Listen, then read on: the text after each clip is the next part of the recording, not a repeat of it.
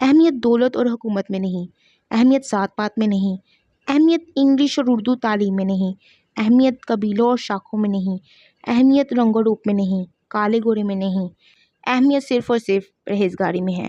جو تقویٰ میں قریب وہ بہرحال قریب، امیر ہے تب قریب ہے تب قریب، حاکم ہے تو قریب، محکوم ہے تو قریب، بشرطے کہ تقویٰ ہو۔ اس لیے ہم تاریخ میں دیکھتے ہیں کہ ایسے لوگ بھی آئے جو فقیر تھے اور سر پر تاج تھا، ایسے مہر معراج بھی آئے جن کے پاس یاد الہی تھی اور فاقہ تھا، ایسے لوگ بھی آئے جو اللہ کی راہ میں اپنا سب کچھ نثار کرتے رہے، جو اپنا قرض ادا کر کے گئے۔ ان لوگوں کا مقام بلند و بالا ہے۔ انہوں نے اپنے خون سے کربلائیں سیراب کی، انہوں نے قسم پرسیوں میں نبی صلی اللہ علیہ وآلہ وسلم کی ذات پر سلام بھیجا۔ سلام تو وہ ہے کہ اے باد صبا، آج کھڑامہ کھڑامہ چلو، آج عرض حرم میں جاؤ اور زین العابدین رضی اللہ تعالیٰ عنہ کا اس روزے پر سلام کہو جس میں نبی محترم صلی اللہ علیہ وآلہ وسلم ہے۔ سلام کا یہ انداز بس انہی کا حصہ ہے۔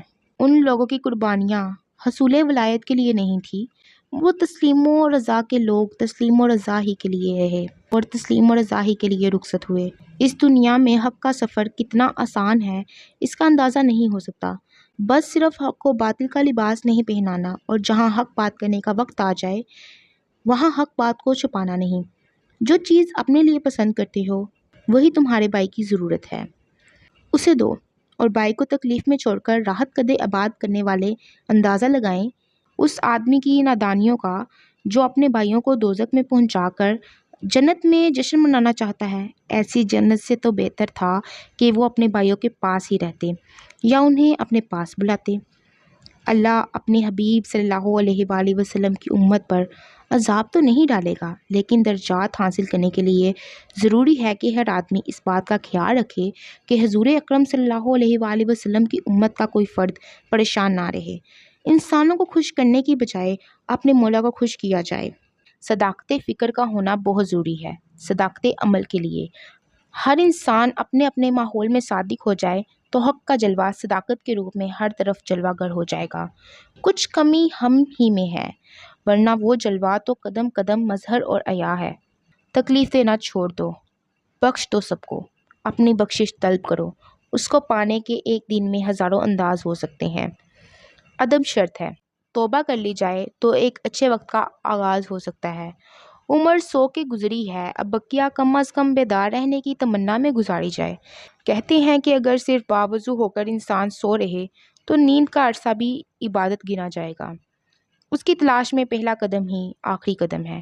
کعبے کا ایک نام انسان کی پیشانی بھی ہے اور خدا کا ایک نام عاجز مسکین کا آنسو بھی ہے۔